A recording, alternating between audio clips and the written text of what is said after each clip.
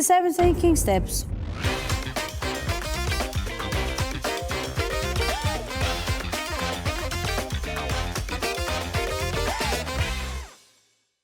Madame Martulot, nous parlons du nouveau paquet d'accords entre l'UE et la Suisse. Il comprend 2228 pages. À cela s'ajoutent plus de 20 000 pages supplémentaires, principalement des règlements de l'UE. Dans le podcast d'aujourd'hui, il s'agit de 2 nouveaux accords que la Suisse doit conclure avec l'UE. D'une part, un accord sur la santé et d'autre part, un accord sur la sécurité alimentaire. Dans cet accord, l'agriculture est également impliquée, directement concernée. Le Conseil fédéral souhaite justement conclure un accord avec l'UE sur la sécurité alimentaire et créer un espace commun de sécurité alimentaire Suisse et UE ensemble. Qu'est-ce que cela signifie pour la Suisse? Oui, c'est vraiment un contrat tout à fait fou. Je le trouve en fait le pire, car il est très vaste.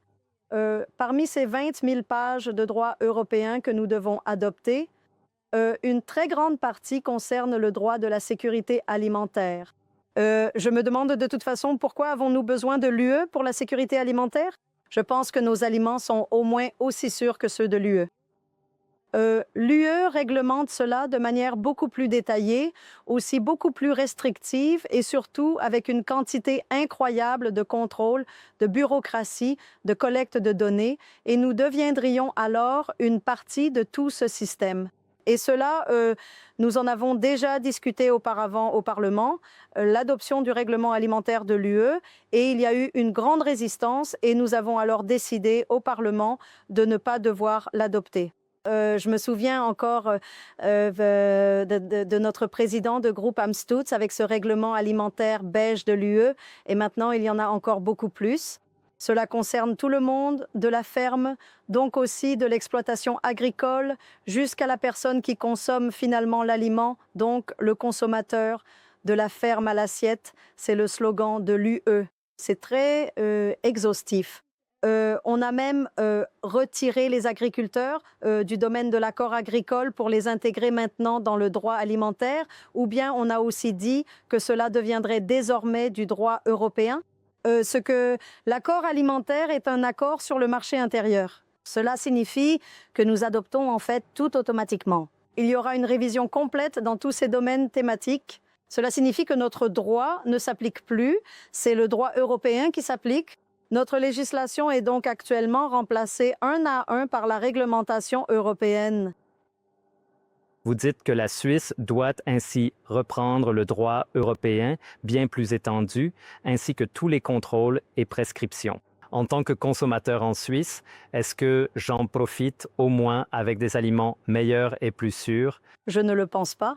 C'est surtout de la bureaucratie. Alors voyons, qu'est-ce que cela concerne? Nous avions déjà en partie du droit européen. L'UE aurait aussi déjà pu exercer un contrôle dans l'agriculture lorsqu'il s'agit de produits animaux, par exemple.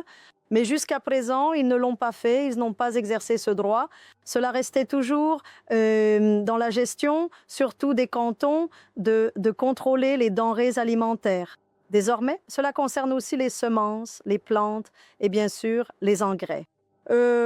Il s'agit aussi de l'abattage, du transport des animaux qui doivent maintenant être réglementés selon les nouvelles normes européennes, toute la décoration, tout l'emballage, tout l'étiquetage.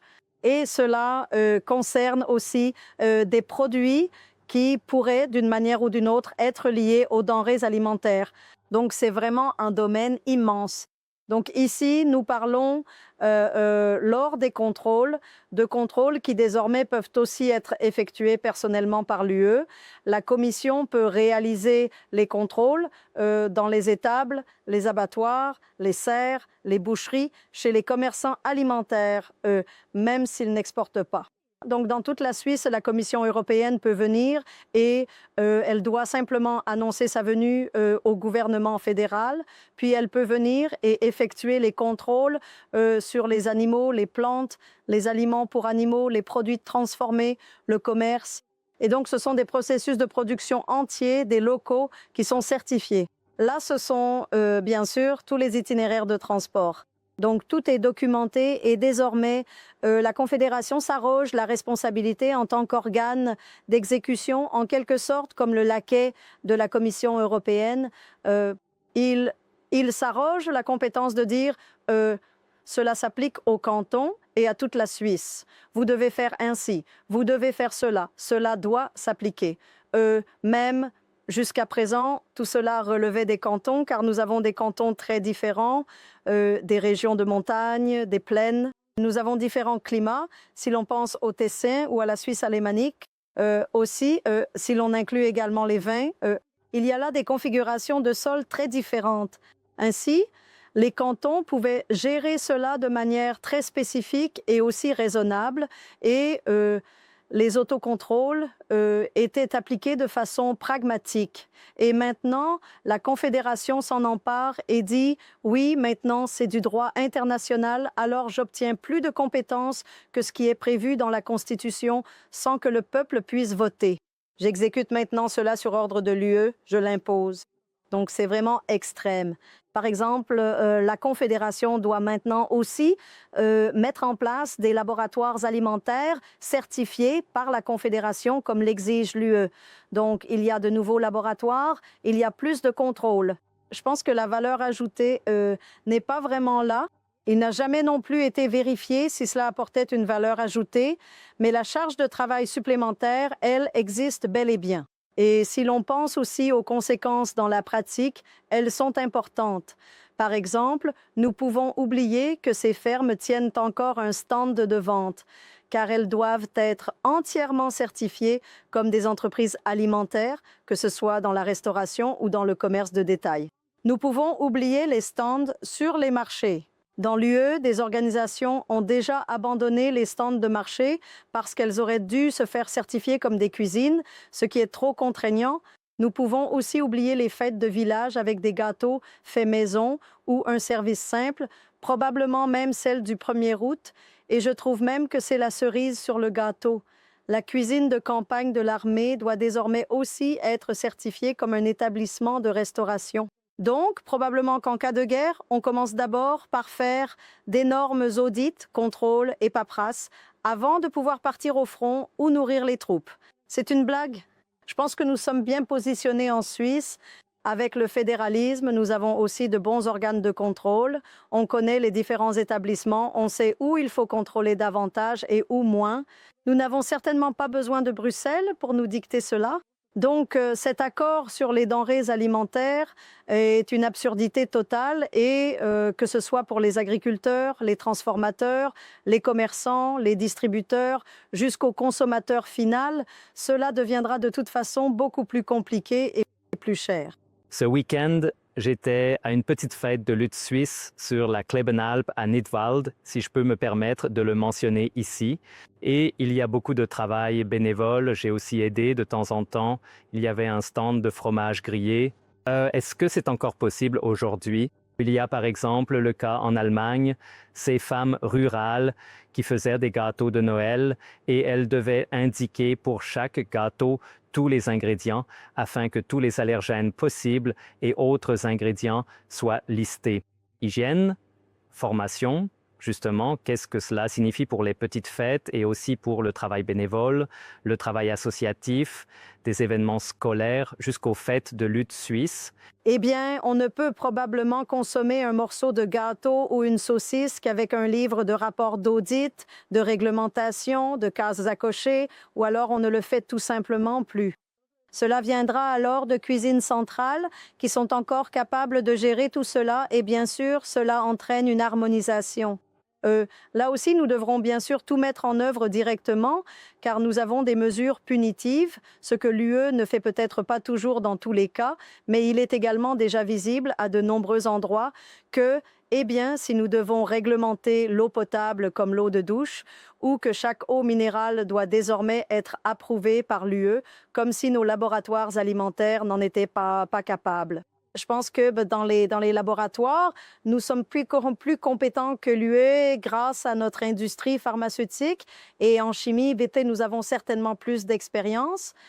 Donc cela va déjà très loin, jusque dans, oui, des interventions dans la vie quotidienne de beaucoup de gens, n'est-ce pas? Si j'offre quelque chose, Je suis déjà considéré comme un fournisseur de denrées alimentaires, alors je dois tout respecter. C'est quelque chose que nous n'avons jamais voulu au Parlement, et à juste titre, et maintenant cela arrive par la porte dérobée. Et en plus, cet accord sur les denrées alimentaires est sournoisement lié à l'accord agricole. Donc si nous ne respectons pas quelque chose dans la législation alimentaire, il y a des sanctions et c'est uniquement dans l'accord sur les denrées alimentaires que cela s'applique, mais cela peut aussi toucher l'agriculture où l'on pourrait alors subir des sanctions. Donc si nous Je peux me permettre d'intervenir. En fait, nous ne devons pas seulement reprendre les réglementations existantes de l'UE, mais aussi, par le biais de l'adoption automatique du droit, toutes les futures. On dit maintenant que dans le domaine de la sécurité alimentaire, oui, c'est vrai, là nous devons aussi reprendre le futur droit de l'UE. L'agriculture, elle, est exclue. Mais vous le dites vous-même, vous l'avez déjà mentionné, la sécurité alimentaire commence à la ferme, dans les champs de l'agriculteur et va jusqu'à l'assiette, chez nous à la maison. Peut-on vraiment faire une distinction aussi nette? Non, bien sûr que non. Donc il y a aussi des motifs politiques derrière cela. Par exemple, l'UE dit qu'il ne faut pas manger trop de sucre, plus de matières grasses, et soudain le fromage se retrouve réglementé. C'est aussi une question de sécurité pour l'UE. Donc elle dicte aussi ce qui est sain et ce qu'on doit manger. Ce sont aussi des marqueurs politico-idéologiques. Nous l'avons vu aussi avec ce tableau nutritionnel. Nous l'avons rejeté au Parlement. Dans l'UE, cela redevient obligatoire. Il n'y a pas d'exception. C'est ainsi que soudainement, le Coca-Cola est considéré comme plus sain que le jus de pomme. Là, des classifications idéologiques donc très discutables entrent en jeu encore et cela concerne bien sûr aussi l'agriculture. Si plus personne ne boit de jus de pomme parce qu'il est simplement classé comme nuisible à la santé, alors on ne plante plus de pommiers ou on ne peut plus utiliser la récolte. Et si le sucre est aussi concerné, cela touche également nos betteraves sucrières. Donc cela concerne aussi l'agriculture. Cela touche bien sûr immédiatement l'agriculture. Maintenant, certains agriculteurs pensent, oui, si nous avons cela, ça sonne bien dans le secteur alimentaire, alors nous pourrons exporter. Mais il faut regarder les agriculteurs dans l'UE, voir quel est leur pouvoir d'achat. Celui-ci est bien sûr nettement plus bas qu'en Suisse. Au final, les agriculteurs se retrouvent avec ces prix bas, car nos coûts et nos compensations sont bien plus élevés qu'au sein de l'UE. Donc, vouloir vendre avec ces coûts-là dans l'UE, il faudrait bien sûr faire des concessions sur les prix, ce qui au final toucherait aussi les agriculteurs. Donc, pour les agriculteurs, ce n'est certainement pas une bonne situation de départ. Et nous savons bien que l'UE ne peut évidemment rien faire de particulier pour nos régions spéciales en montagne ou topographiquement, les montales avec ses collines, etc. Bien sûr, elle planifie à grande échelle et l'accord agricole reprend également de nouveaux mécanismes de règlement des différends comme les autres accords. Aussi simplement, cela s'arrête ensuite au tribunal arbitral, donc une commission mixte, c'est la méthode d'équivalence. Donc nous reprenons, mais en formulant nous-mêmes le droit de l'UE. Donc là non plus, nous ne sommes pas à l'abri. Il y aura également un durcissement à ce niveau, directement dans l'accord agricole. Et en fait, la plus grande partie a été extraite et intégrée dans l'accord sur les denrées alimentaires, où elle est entièrement adaptée aux droits de l'UE.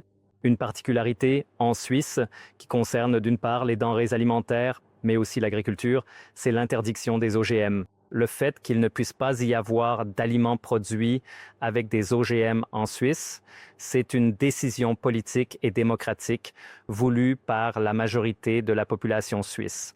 Pouvons-nous encore maintenir ou adapter nous-mêmes cette interdiction des OGM ou bien l'UE va-t-elle aussi s'en mêler?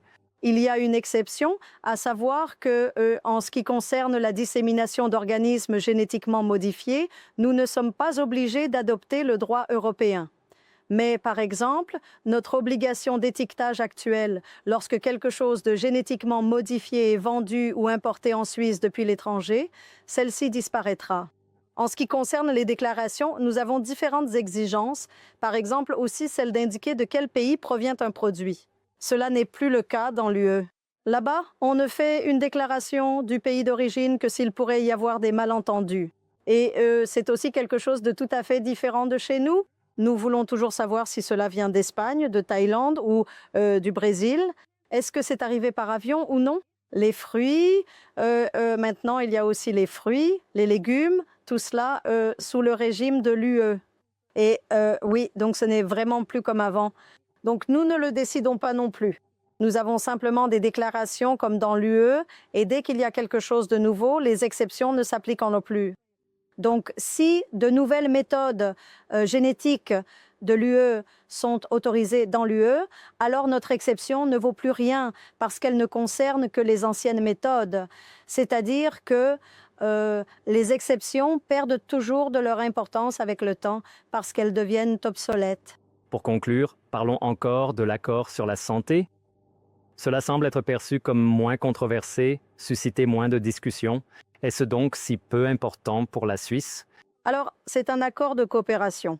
On dit que ce n'est pas vraiment un accord, mais plutôt un accord de coopération. Mais en tant qu'accord de coopération, il implique l'adoption des règles du marché intérieur, c'est-à-dire qu'il adopte aussi le droit dynamique.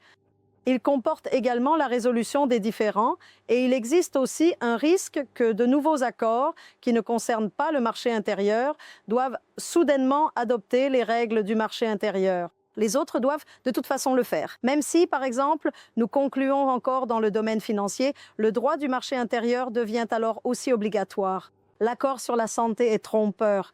En effet, en cas de crise, nous devrions simplement accepter l'ensemble du régime de l'UE. C'est alors l'UE qui décide ce qui s'applique, quelles mesures prendre, comment intervenir. Pensons un instant à la période du Covid. La Suisse a certainement mieux informé et mieux géré le Covid que l'UE et eh bien, cela serait différent. Les réglementations de l'UE s'appliqueraient alors simplement aussi à nous. La Confédération devrait simplement les mettre en œuvre en Suisse et cela, eh bien, nous ne le voulons certainement pas non plus en temps de crise. Si l'on pense à la vaccination, à l'obligation du port du masque, à la durée des fermetures et ainsi de suite. Nous avons mieux agi, nous avons mieux traversé la crise que l'UE et nous n'en avons pas besoin. Nous sommes à la source avec notre industrie pharmaceutique. De toute façon, nous sommes à la source. À cela s'ajoute que nous devrions encore payer. Nous payons dans l'accord sur la santé pour l'accès à toute cette gestion des données, mais nous n'avons malgré tout pas un accès complet nous-mêmes. C'est d'ailleurs quelque chose que même l'industrie pharmaceutique critique. L'accord sur la santé, il ne l'approuverait pas. Mais cela se manifeste surtout en temps de crise. Des patients européens pourraient également être transférés dans des hôpitaux suisses. C'était d'ailleurs la discussion pendant le Covid aux frontières, parce que les hôpitaux de l'UE ne fonctionnaient tout simplement plus. Est-ce que ce serait possible? Ce n'est pas clarifié. Si l'UE leur donne, oui, alors ils peuvent venir. Donc, la voie pragmatique suisse que nous avons également suivie avec beaucoup de prudence et de discernement pendant la pandémie de Covid-19, comparée à l'obligation vaccinale généralisée, au confinement strict et prolongé. Jusqu'à l'interdiction des rassemblements aussi, oui. Et ainsi de suite. Celle-ci ne sera plus possible de cette façon. Non, nous devrons simplement faire ce que l'UE prescrit, sinon il y aura à nouveau des sanctions. Madame Martulot, pour conclure en une phrase, pourquoi les Suissesses et les Suisses devraient-ils rejeter ce paquet d'accords avec l'UE, même en tenant compte des deux nouveaux accords dans les domaines de la santé et de la sécurité alimentaire qui concernent aussi l'agriculture? Oui, parce que notre vie quotidienne serait profondément affectée, alors même que nous n'avons pas besoin de cette sécurité supplémentaire. Beaucoup de bureaucratie, beaucoup de travail, également énormément de travail pour les cantons qui ne seraient plus que des exécutants sous les ordres de la Confédération. Mais au-dessus, il y a bien sûr Bruxelles et il faut savoir que si l'on souhaite un jour résilier l'accord sur les denrées alimentaires, alors tous les accords tombent, 14 accords disparaissent parce qu'il y a en effet une clause guillotine. Avec l'accord agricole et les bilatérales 1, même les accords sur les marchés publics tomberaient alors.